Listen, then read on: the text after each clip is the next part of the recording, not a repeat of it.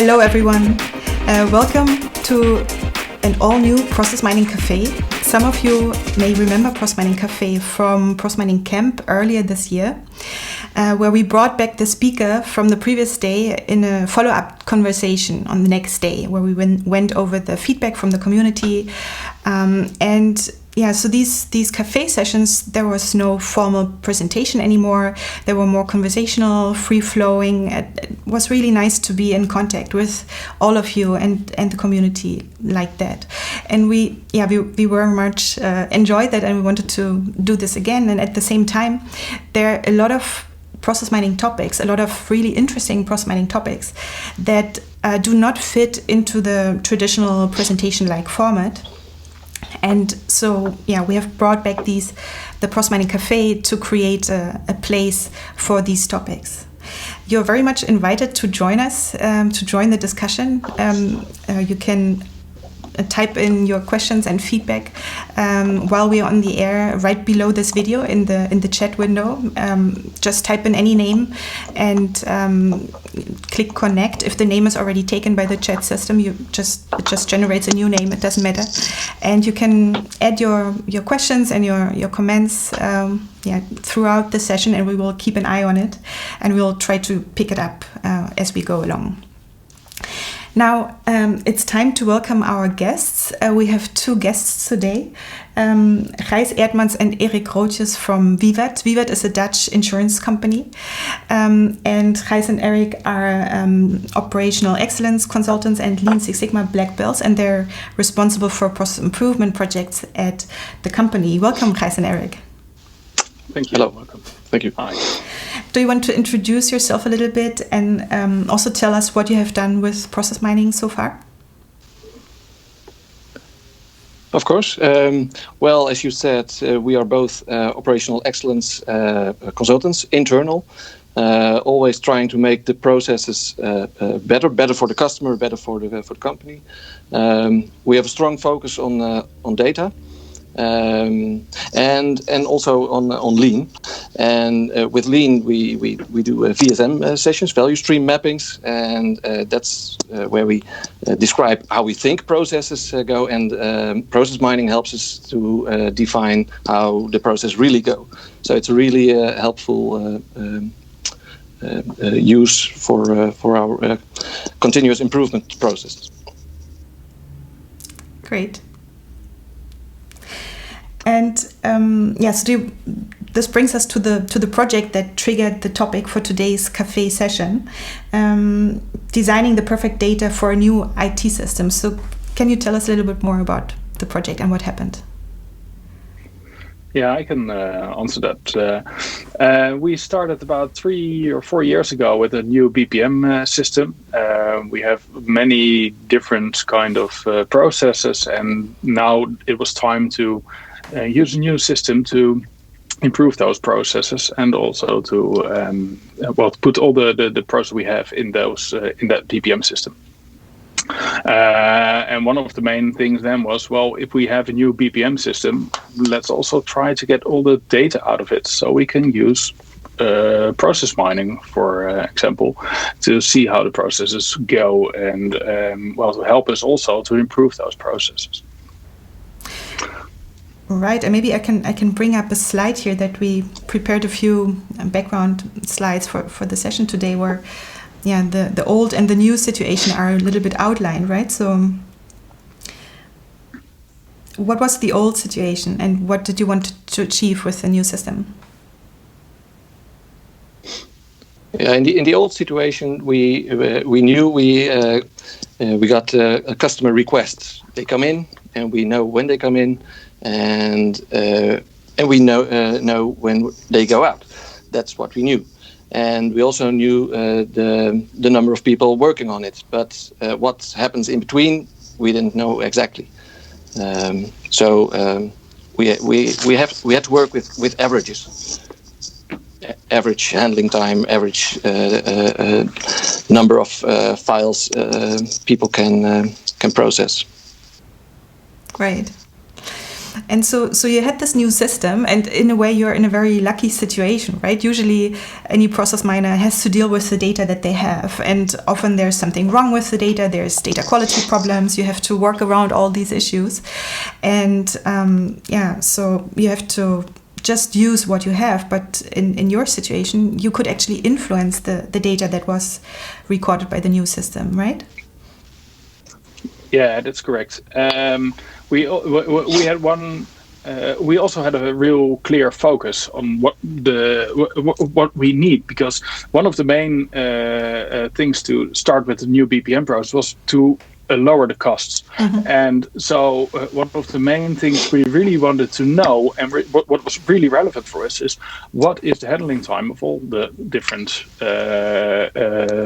steps in all the processes. So we had a real clear focus on what was needed. We need to know what are the exact costs of every case handled, and the cost mainly by the handling time by our employees. Right. So you knew what kind of data you wanted, and through your background and previous experience with process mining, you also knew, how to make sure that the data in the new system is actually suitable and perfect for process mining to support these types of analysis. And so when we talked about this project, Gijs and Erik and I, we were thinking about, that's a fortunate situation that not every process miner is in, but you may very well find yourself in this situation at some point in time. And it's good to actually, make sure that you do create all the data that you need. And there are some common pitfalls or some things you can ensure, to not to forget anything that's important. And so the thing is, if you're looking just at the basic process mining requirements, right? Every process miner knows that there's these 3 minimum requirements that you need to have fulfilled for process mining. We need a case ID, we need activity information about the steps that are happening in the process, and we need at least one timestamp.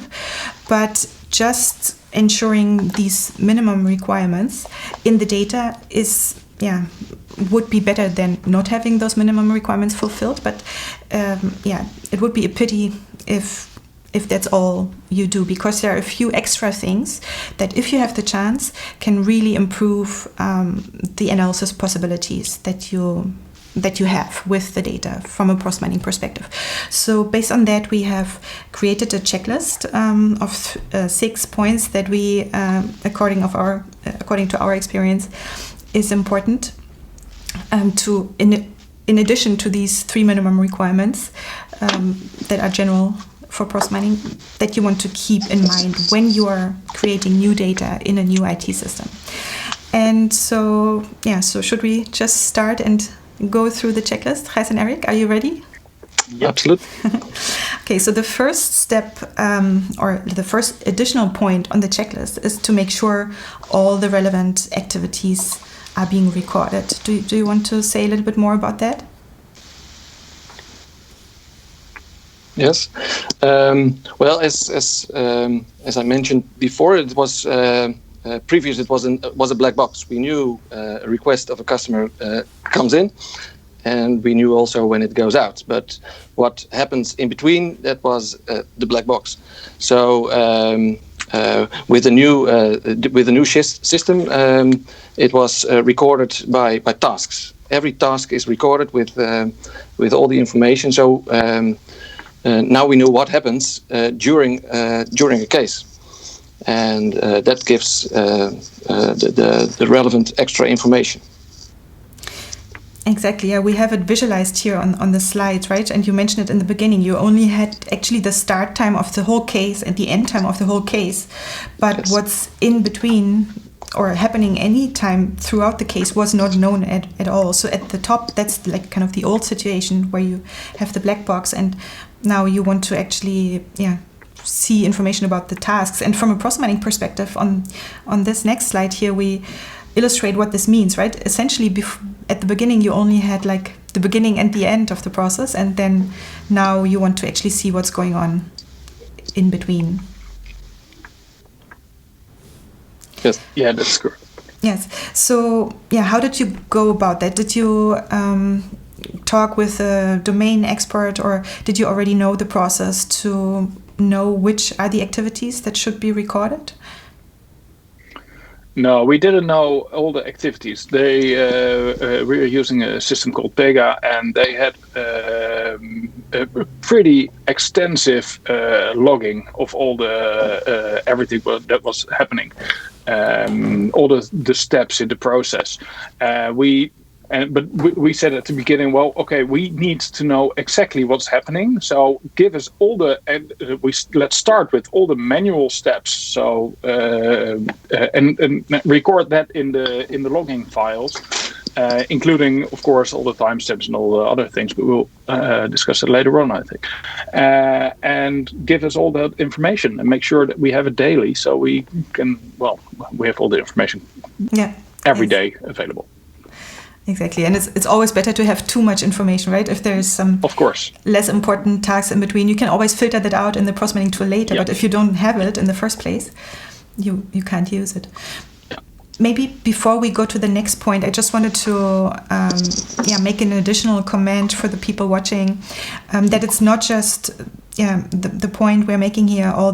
Make sure that you capture information about all the relevant activities is not just applicable to a situation like Vivat was in before with the old system, that there's no visibility at all, and they're actually creating visibility in which activities are happening for the first time. But it can also be relevant for you if your old system already has some visibility and some activities are recorded but others aren't, right? So this may be your chance to capture those blind spots, those missing activities that you don't have right now. And to illustrate that, I just want to show you here briefly in Disco. So I have just like the example process up here, where what happens in the process tool, of course, if you have missing activities in the data, activities that are simply not recorded, for example, because they're manual activities, because it's a phone call or something that doesn't happen through the system, then you won't see it in the data, right? So for example, what could happen is, if I'm looking just at the timing view, for example, here, looking at the mean durations, it might look as if between this activity here at the top, where we create the request for quotation, and then the next step, which says analyze request for quotation, it looks like there's 4.3 days on average, the mean duration. So on average, 4.3 days where nothing happens, right? But knowing the process, it could very well be that there's actually some manual activities that are happening in the process in reality, that in between there's some work going on, but because it's not recorded, you don't see it. Now, as a process miner, right, that's a situation that's first and foremost, you need to be aware that you have this blind spot, so you don't draw any wrong conclusions and you say, well, there's a lot of idle time where nothing happens, but you can interpret it in the right way and say, well, actually, I don't know, it's a blind spot that I have. And then depending on how big the delay is and the bottleneck in this part of the process, you can decide whether you need to investigate it further. But if you do have these blind spots, this is the perfect opportunity to now add those missing activities and bring them into the picture as well. Which you have done completely, from going from 0 to 100 with a very detailed view here. Mm-hmm. Okay, so let's come to the next point on the checklist. In addition to having timestamps at all and having information about the activities and their times at all, which is like the basic prerequisite that you want to fulfill, it's also a good idea to see whether you can get start and completion times for the activities. And the difference is that if you have a start and a complete timestamp for an activity, that the process tool can actually differentiate what is active time, so when someone is actively working on this activity, and it can be separated from the idle time or waiting time in between steps, right? So the passive time, and so that can give you additional information that can be used, for example, for utilization analysis and just finding out how long activities are taking, for example, for cost analysis, right? Often the cost is related to the time of employees who are performing these activities. So if you don't have the activity durations, you are somewhat limited in the analysis that you can do. And so in the process mining tool, you see the difference in the process map if you have a start and a complete timestamp, in the way that you have the durations. The activity durations are shown within the activity box, and the waiting time is shown in between, right? So that's a time between completing the previous activity until starting the next activity. That's what's showing as the waiting time. Now, if you have just one timestamp, let me show you what the effect of that is. If we just go back to the import screen, and let's just say that we don't have the start timestamp. We just know when something is completed, right? So that's a common situation where you just have one timestamp. If we have this situation, we can still perform most of our analysis. We get the same process map. We can look at all the variants, all the different process flows, and even looking at the performance view, we can get most of the information. The one piece of information that I don't have is a distinction of active and passive time. So how long each of these activities takes, we don't know. What we see is the time between the completion of the previous activity until the completion of the next activity. So that's essentially the time of waiting and the active time of the next activity, all shown in this one path. And for many analysis, it's still possible. So I would say my estimate would be 70% of all the data sets that people use for process mining probably just have one timestamp, and you can do a lot with it. One reason is that usually there's a big difference of an order of magnitude difference of how much waiting time there is compared to the active time, right? So for example, the time someone takes to perform a task may be just a few minutes or 15, 20 minutes, and then there might be hours or days of idle time. So you can still find out where in the process things are taking too long, and that can be helpful for your improvement projects to find out how to organize the process in a smarter way. Usually you don't want to make people work faster, but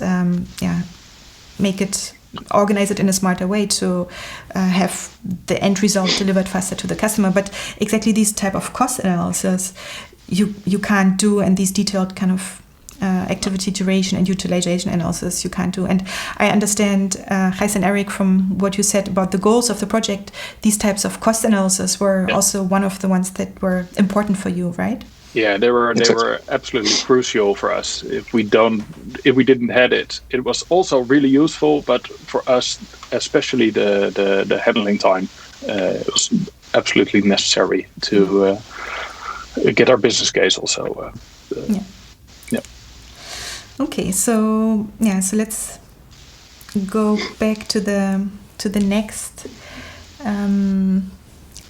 question, or the next point on the checklist. So the third point that we wanted to show you is that if you can influence the way the data is recorded, it's really worth making sure that the timestamps are as precise or as precisely recorded as possible. For sure it shouldn't be just the date, but if you can, you have a time for each of the timestamps, and if you can, even milliseconds, or as detailed as you can record them. And the reason is that the process mining tool uses the timestamps to sort the events in each case, right? And to illustrate what this means and what can go wrong if you don't have very precise timestamps, I'll just show you a quick example here on the slide, where in the lower left corner you see an example data set where we have just dates. So all of the activities that are recorded, we only know on which day they took place. And actually the order of those events are a little bit they're a little bit random and not correct. So for example, for case number 1, we can see that the first activity was created, so it should have been created, but then it was sent to the customer. Now here it's not a problem because we know the order in which they took place based on the date, because the date is different, right? The created step took place on 1st of January, and then sent to customer was happening on 2nd of January. So when you import this data set into Disco, it will reverse the order and they will come out correctly in the process mining tool. So you will see first created, then sent to customer, because we know that due to the timestamps, right?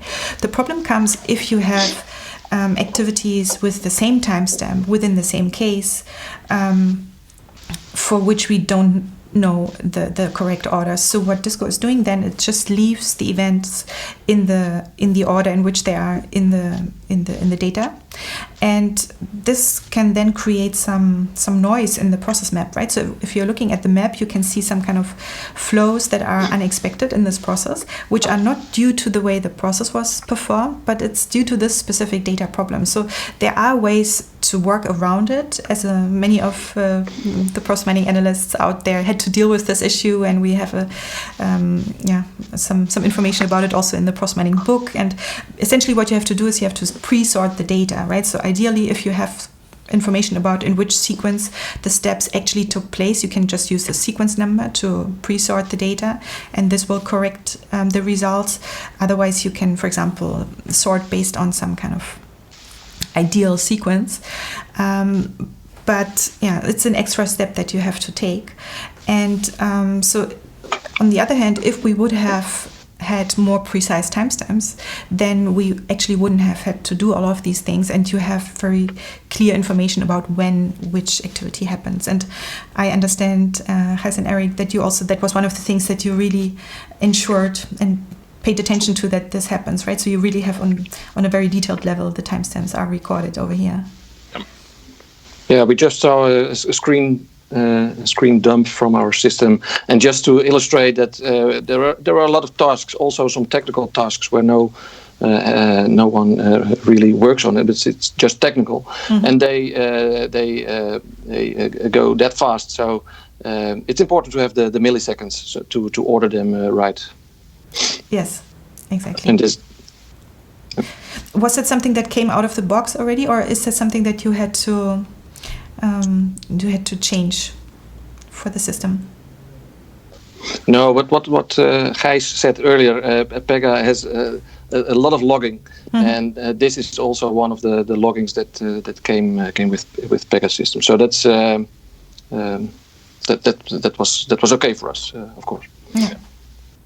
Okay, great. So, yeah, looking at the checklist, not just looking at that we have all the relevant activities and with their timestamps, but also start and complete timestamps and precise timestamps. Now, the next thing has to do with the case IDs. So, of course, you need to have any case ID. If you don't have a case ID, you can't discover a process map with process mining. But yeah, the case IDs are a little bit. Yeah, the whole concept of a case ID is a little bit complicated for many people, and also processes can have multiple cases. So that's also something that you encountered in your system, right? Yeah, absolutely. For us, the ideal state would be that we have the whole customer journey in one. In one case ID, but that was not the case, because we had different processes, and the process had sub-processes, and they all had their own ID. There was some connection to get all those case IDs together, but it was really, really important. Also important for us to get all those information together and one case ID for the whole customer journey. So what you did first, right, and we have it here on the slides up there for you to understand a little bit in more detail, is like, did you picked one of those different case IDs and used it as the common case ID? Yeah, that's correct. Yeah, we had in this case the change policy, because that's the real business transaction. That's what's really happening to the policy. To create file is just. We received a letter from a customer, and we have to make some file and then find out what we have to do with that specific document. And the change policy also had a sub process called create quote, and they all had their own case IDs.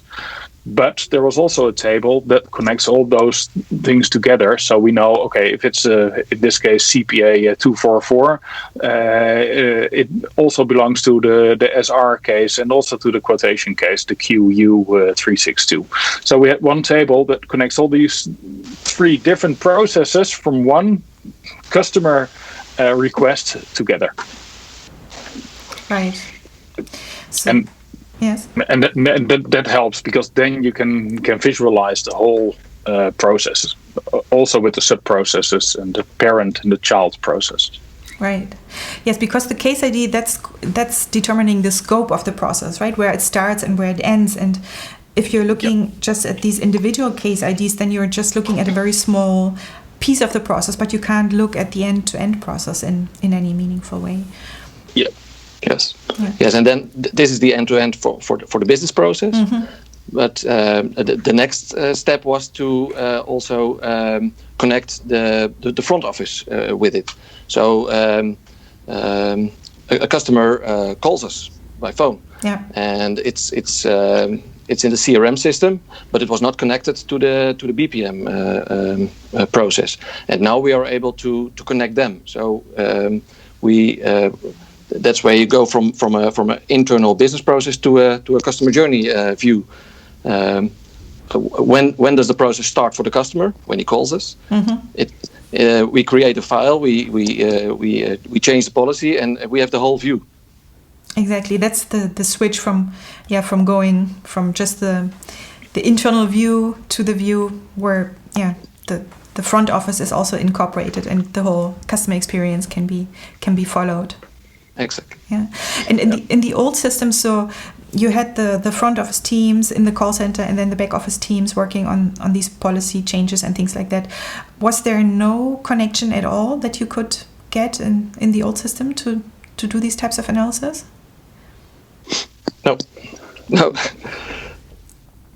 it was not. It was not possible. Maybe if you look very hard, you can put them together, but not automated. No.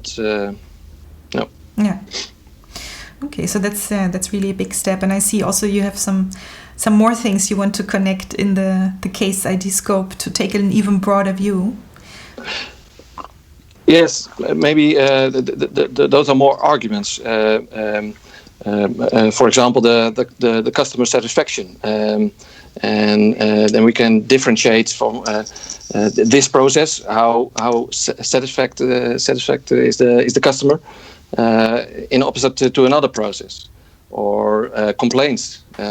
Do customer complaints? What happens in the process? And so we want to connect all those arguments too. Yes. But also, and that's also our online environment, because we want to change more to self-service, so the customer does his requests online in his own account. That's the data we don't have connected at this moment in the whole view. So that's really something. If we have that, then you have an extra part of the customer journey available. Right. Yeah. So I think that's a nice bridge that's bringing us a little bit to the next point, right? Because having additional information, like, for example, customer satisfaction ratings that you collect in different places, if you can connect this to the customer journey, you can analyze the process in this view, like you explained. But also, you mentioned that. And so we use the shorthand, easily adding extra attributes here on the checklist. But that was the example that you had in mind, right? When we added this point, is that there's new. Can you maybe explain the example again a little bit more, so people can use a specific form on the website? And we post by mail, by phone, or even also online. Mm-hmm. And one of the things we know, if they do it online, then we have it structured in our system. So if we need some extra documents, if it's done by a web form, we are almost 100% sure that all those documents are fulfilled. So we have everything available. So our assumption was that when somebody uses a web form, the process would go a lot faster and smoother, and costs less, because we don't have to manually check everything, than when it's done not by web form but by phone or by post or email or anything. So one of the things we needed, when this particular thing goes live, can we check in the data afterwards if somebody used the web form or not? So we needed to add in this case, an attribute was input by a web form or another thing. So, and what we learned is, if you make sure when you add the new system, like in our case Pega, that make sure it's easy to add extra attributes. So if you have this available, you can check the day after if it's working or not.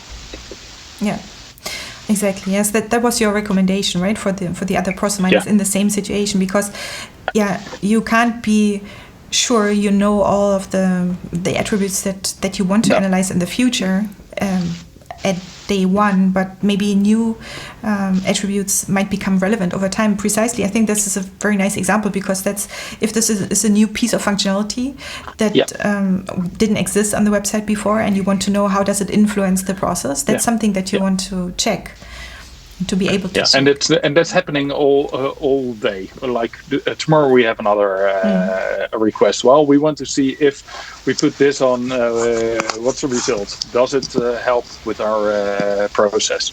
So that's a continuous need for give us more attributes to see if it's working or not. Right. Yes. Yeah, and I can imagine that this enables really kind of fast and closed loop follow-up analysis. Yeah, almost like A/B testing, almost. On the process level. Yeah. Very good. Maybe just in between. So one of the questions that we got from the people watching live right now is: did you have a design of the process of the process for the new system as a reference? So was there some deliberate design going on? Yeah, when we used the new BPM system, all the processes were have been written out. What's going to happen? What are all the different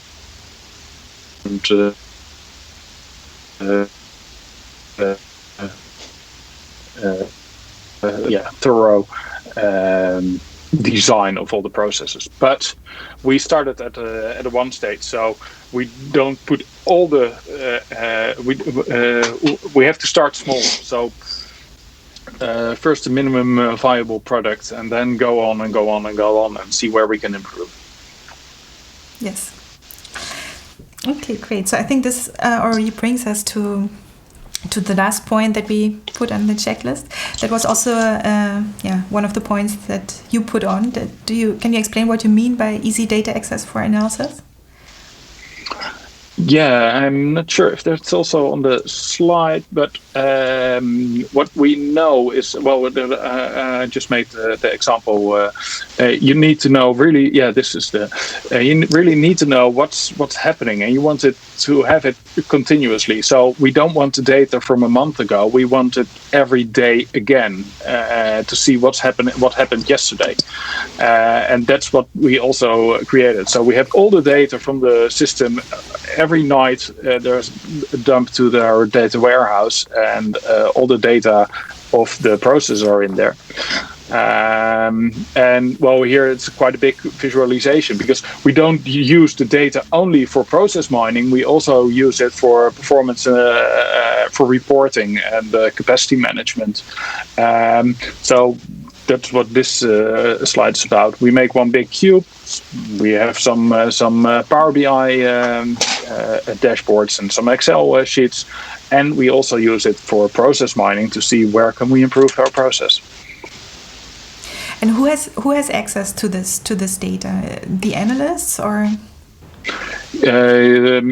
Mainly the analysts have the data available, but also all our employees.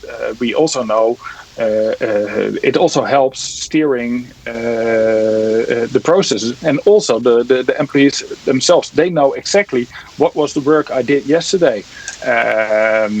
So the whole, almost everybody has the information available. But the main improvements and process mining, those are only a couple of people who are really working to improve the processes. Right. So also the operational teams, they can get some data for their own for their own team, team and their own analysis. Yeah. But it really means for you. So if you want to do a new process mining analysis, you can just get fresh data right away. You don't have to ask anyone or go to an IT department, request it, and wait for it. No, it's all available. We have direct access to the source data, so that really that makes it really fast. If you ask something now, I will have it in 10 minutes. So that's really, really useful. That's amazing. Yeah, and then together with the previous point, right, that you can actually add information, enrich the data by new parameters that you want to include in the analysis. It's really these kind of fast feedback cycles that you have there. Yeah. Okay, great. Yes, we get very detailed data, not just fulfilling the minimum requirements for process mining, but even more really high quality data at your fingertips whenever you need it. That's a great situation to be in. Absolutely. Just checking with the community watching live right now. If we are also curious, right? So Gijs, Erik, and we were thinking about what are additional things that people really should ensure in a new system, in addition, of course, to the basic requirements that you always also need. I'm curious if there's any additional point that you think should be added to this list. We would be really curious to hear about it. You can add it now in the chat or also let us know later. There's one question that I see someone asked a little bit earlier, and that comes back to the purpose of your project, triggering this whole new system. You said one of the goals was cost analysis, and the question is, why do you need to know the cost per customer? Are you thinking about an activity-based pricing model? Can you say a little bit more about that? It's also necessary for activity-based costing. We use this information for our activity-based costing, where we also have information about the products, and that's for our business. It's really useful to have. Right. Okay, I have one more follow-up question. Let me ask that too. How are you obtaining the data from Pega? Are you able to retrieve it yourself in a self-service way? Because it requires iterations to extract a new data set and test a new hypothesis based on a new attribute? It's a little bit what you said before, but maybe you can describe a little bit more in a practical way. How does it look exactly? What we have every night, Pega is sending an XML or a CSV file to our data warehouse.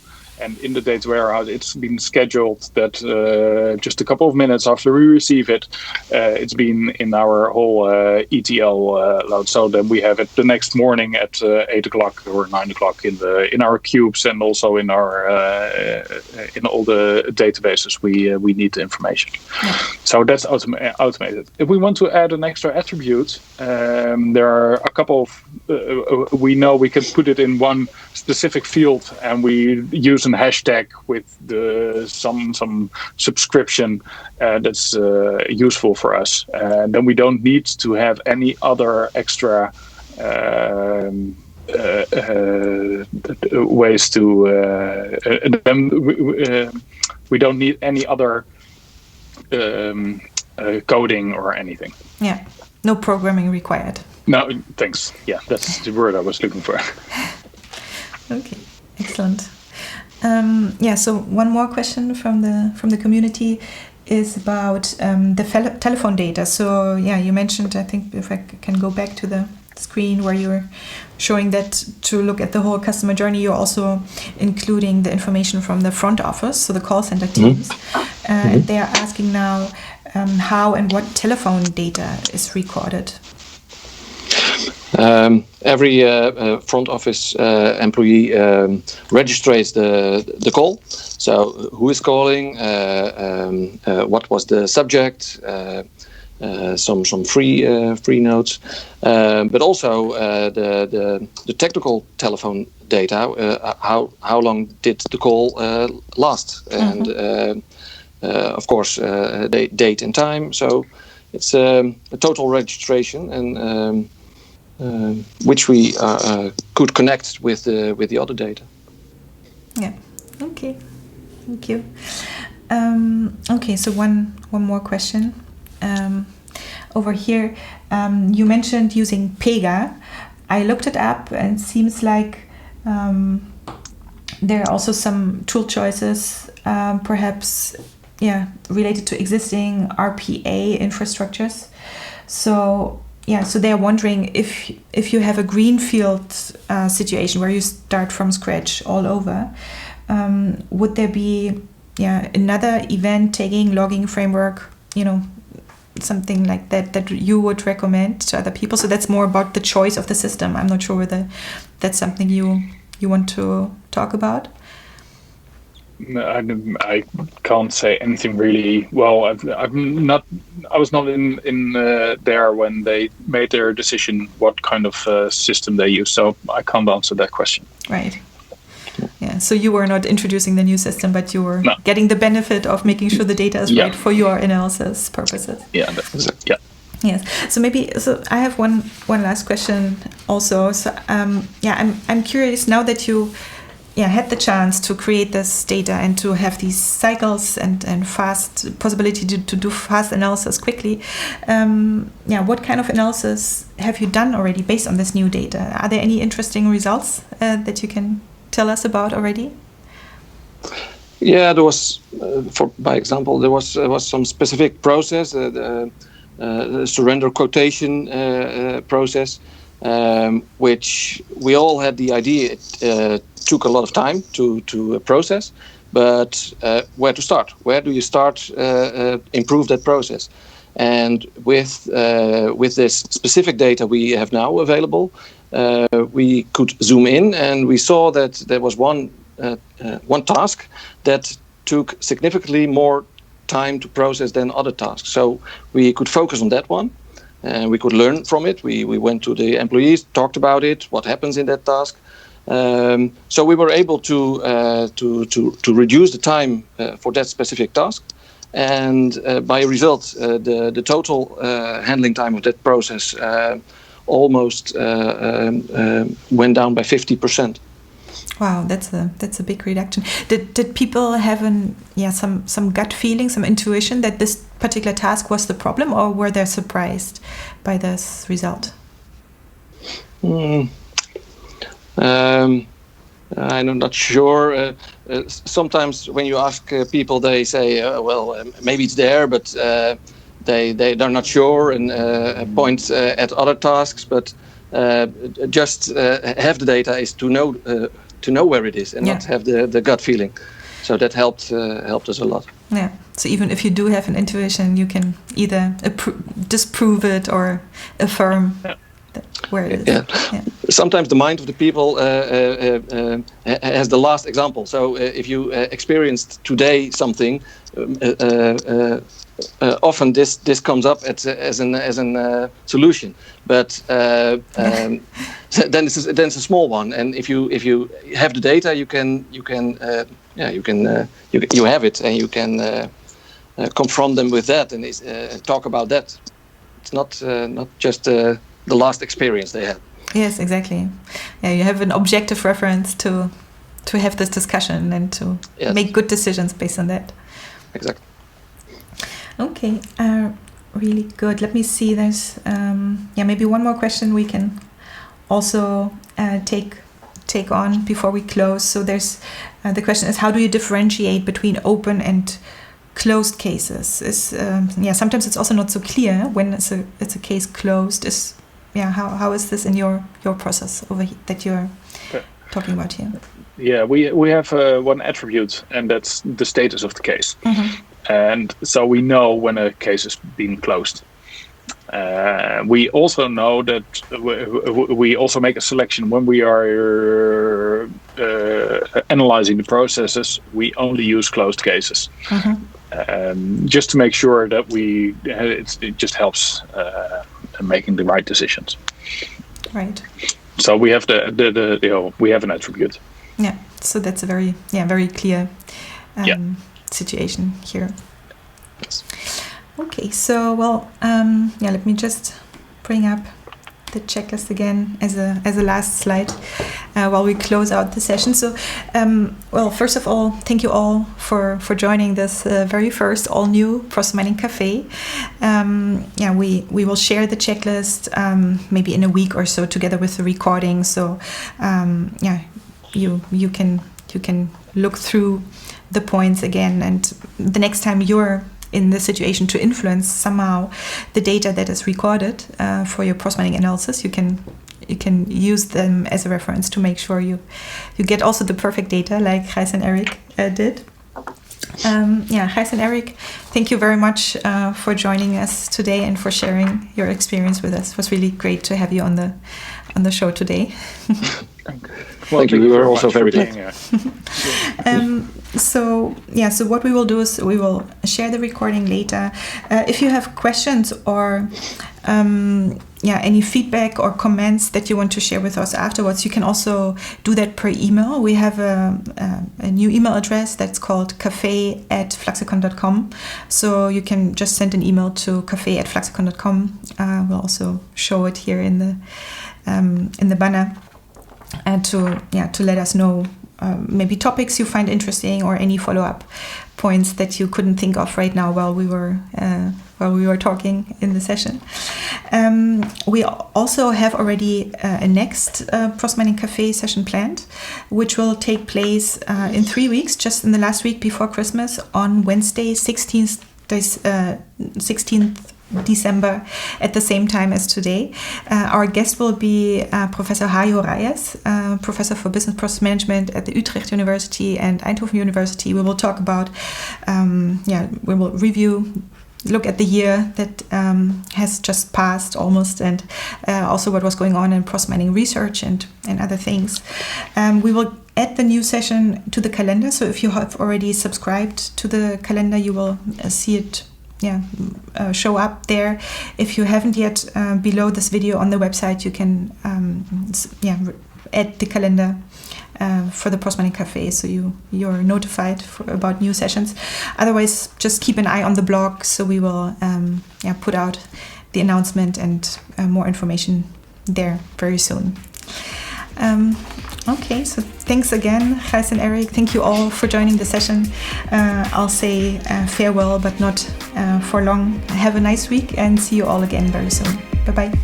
Okay, bye-bye.